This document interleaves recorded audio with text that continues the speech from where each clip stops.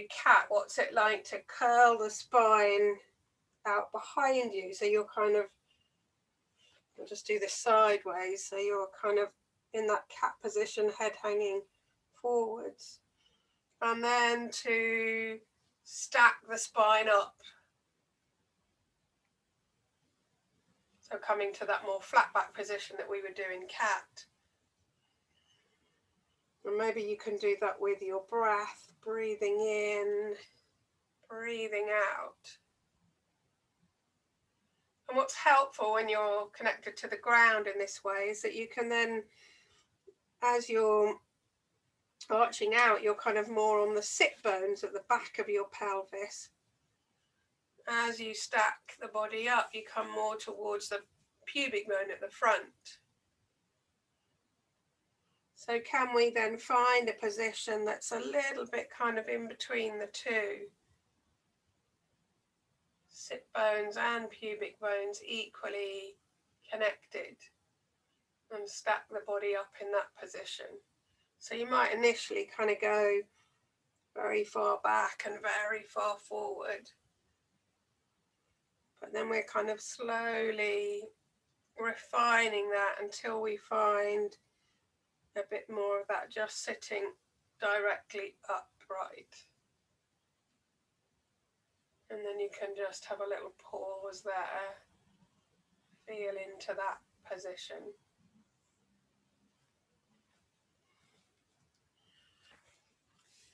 And then we can, from that kind of more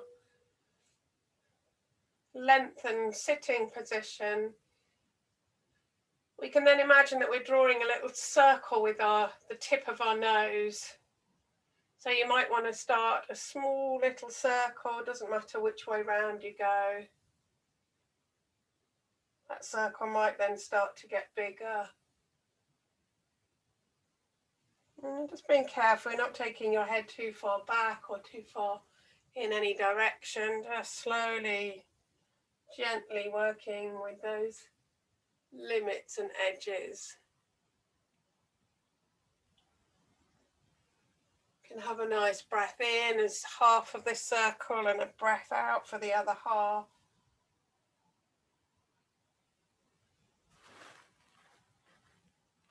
And then you might like to go the other way round, perhaps again starting with a slightly smaller circle.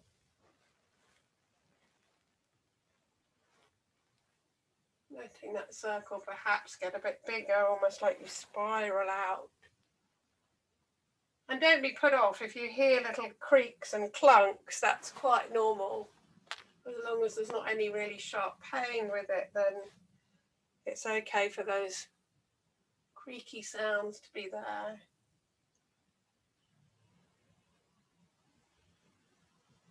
And then slowly let that circling come to stillness. And then you can slide your hands underneath your buttocks. I've got mine palms facing down, just kind of sliding them in. And again, finding that nice tall position to sit up. Perhaps take a nice breath in, just feel as long as you can up through the spine. As you breathe out, you're just going to let one ear go over towards the shoulder, but without bringing the shoulder up to the ear, so letting the shoulder stay down. And the ear just going over to the shoulder. And then what I found really helpful in this position is to kind of look diagonally down and diagonally up. I think there's only one way that you can do this. Yeah, the kind of natural way. So diagonally down towards the side that your head is, and then diagonally up towards the space of the neck. If that makes sense. Your eyes just moving across this diagonal. And that eye movement might be with your breath. Breathing in, breathing out, looking down and then up.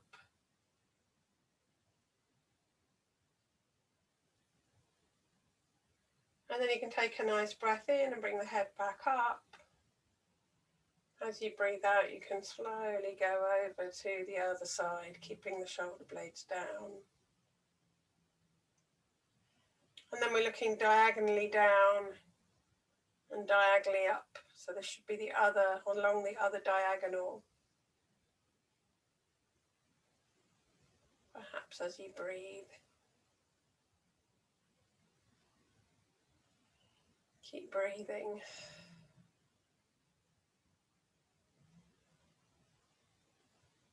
And then nice breath in to bring our head back up. And then we can bring our arms out level with our shoulders. And I've got my fingers curled in, the thumb just wrapping around the fingers. And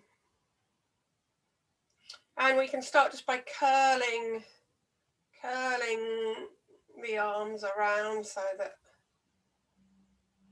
the fists go one way, they kind of come forwards and down, and then we come back through center and we curl the other way, and the body sort of goes with that. So as you're curling the fist forward, then the body sort of comes forward, almost a little hunch forward, and then as you curl the other way, there's that kind of opening up to the sky.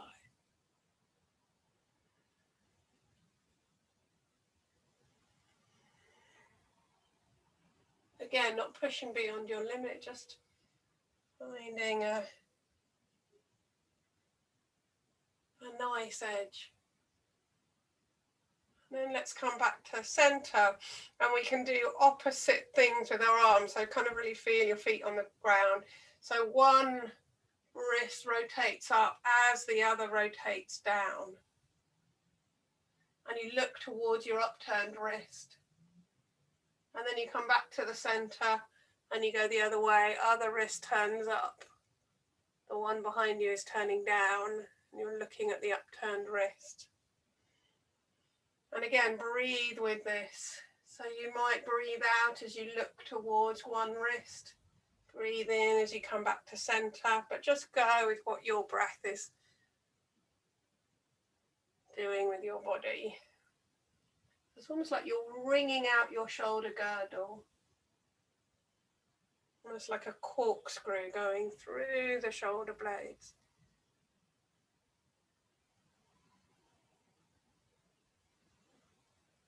And let's finish with this side. We started with the other side. And then we can release. You might want to give your arms a little shake. Let's just breathe in and draw the shoulders up to the ears, and breathe out, let them drop down, like you're sighing them down. You can breathe out through your mouth.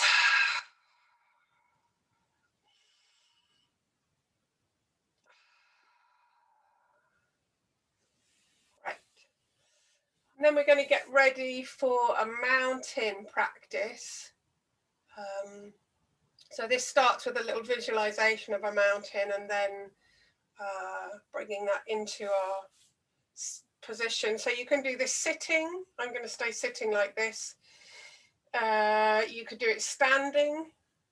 Sometimes it's quite nice to stand, and if you've got a wall, you can stand with your back against the wall, so you kind of got the support of the wall and the support of the ground. You can also do this lying down. If you want to do it lying down, then I suggest having your feet up against something. So having your feet into the wall, or having a cushion and your feet, so that you kind of have that real connection through the soles of the feet. So just choosing how you want to be, making any adjustments to bring the body into this chosen position. Might like to close your eyes. You might like to have a soft gaze forwards and down, so you're not looking directly at the screen. Hopefully you can all hear okay. And just take a moment to feel into this chosen position. Does it feel helpful and supportive? Are there any little adjustments that you need to make? Can you feel that contact down into the ground, through the feet, through the seat? And equally, can you feel that length up towards the sky, almost as a result of the resting down through the feet or the seat or both. And maybe there's this kind of ease and ability to lengthen up towards the sky.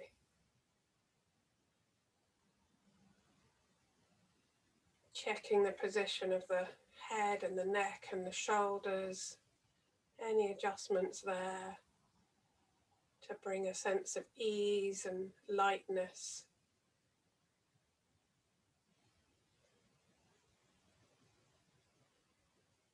And then when you're ready, bringing to mind perhaps an image of the mountain, or just a sense of a mountain.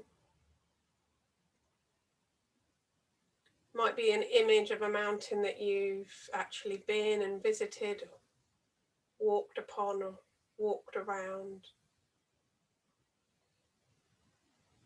Might be an image that you've seen in a picture, postcard. Or it might be more of a kind of imagined image, just more of this sense of a mountain. And the first thing that we perhaps notice about mountains is how broad and deeply rooted they are, like they're growing up out of the crust of the earth.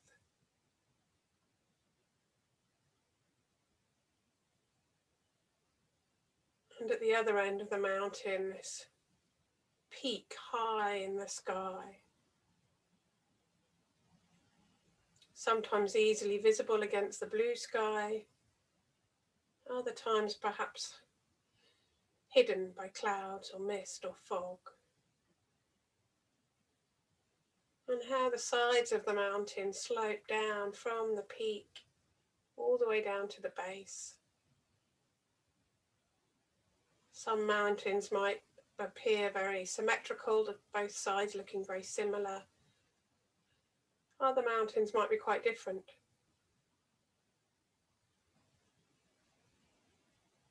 And then just taking a moment to notice or consider the kind of flora and fauna and life that exists in and around this mountain.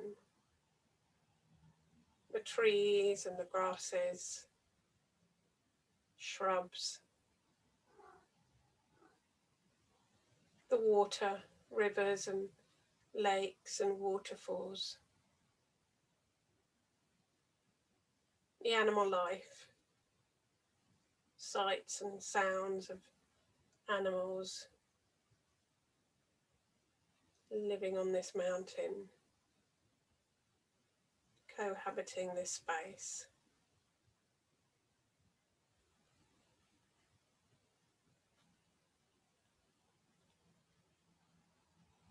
And how, despite what takes place around the mountain, it still has this strong presence, kind of unwavering presence of being deeply rooted. So as the days turn to night and the seasons move, so the appearance of the mountain might change, but the essence of the mountain remains strong and resolute, unwavering, calm.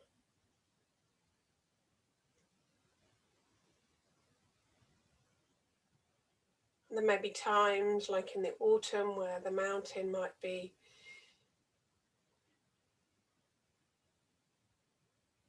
pelted with rain or wind, or in winter where the mountain might be covered in sleet and snow, ice.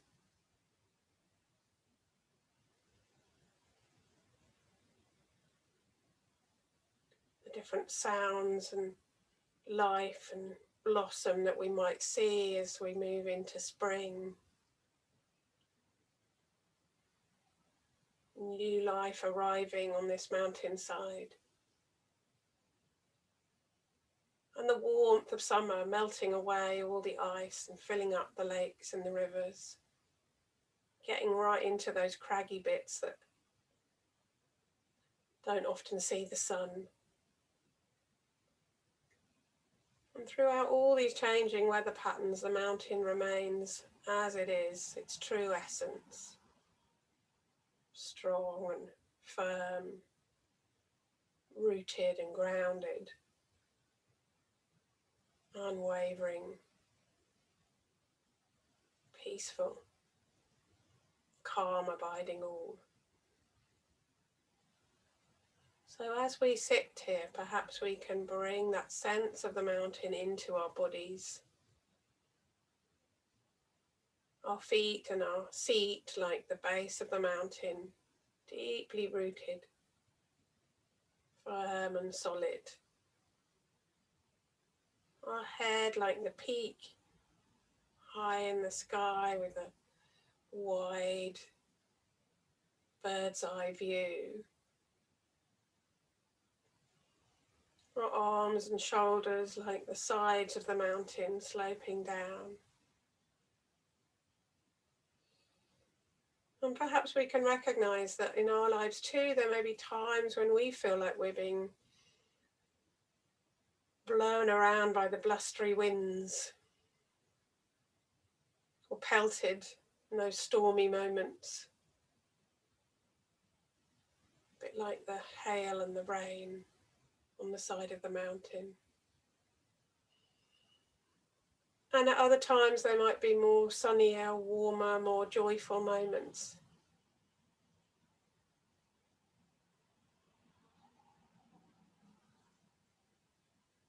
Maybe there are bits of us, a bit like those craggy bits of the mountain that don't often see the sun.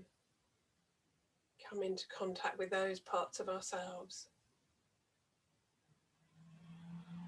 So can we, like the mountain, remain strong, rooted,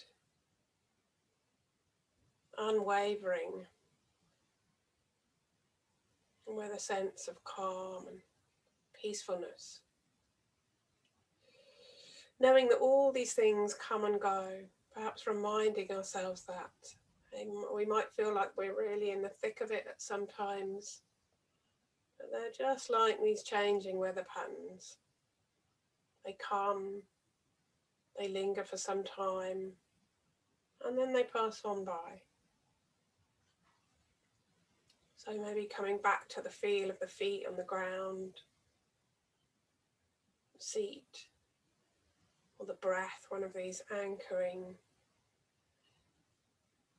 supportive parts of the practice. And perhaps just breathing in any of these mountain-like qualities that you've noticed, that you'd like to perhaps have a bit more of in your life, or perhaps resonate with how you are. Sense of breathing them in and letting them flow around the body, filling up that well, resourcing ourselves for any future stormy moments.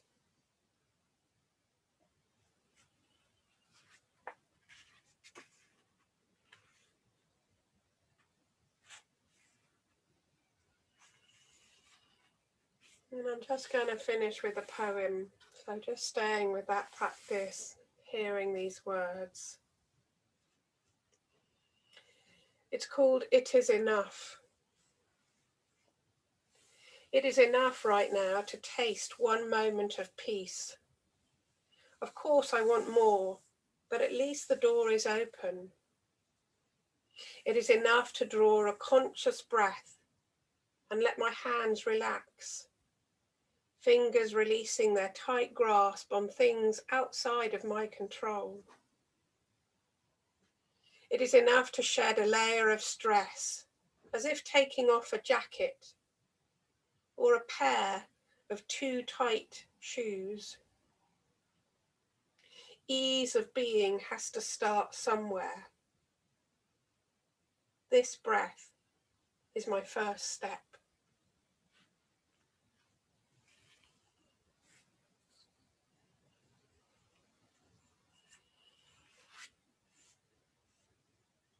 So maybe as you sit here, you can taste one moment of peace. Or perhaps you can draw a conscious breath and let part of your body relax.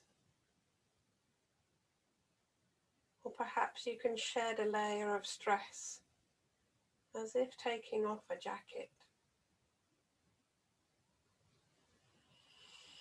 And as you follow this breath into just a ease of being, a way of starting somewhere. And then just following the sound of the bowl as I ring it 3 times. Perhaps another step into that ease of being.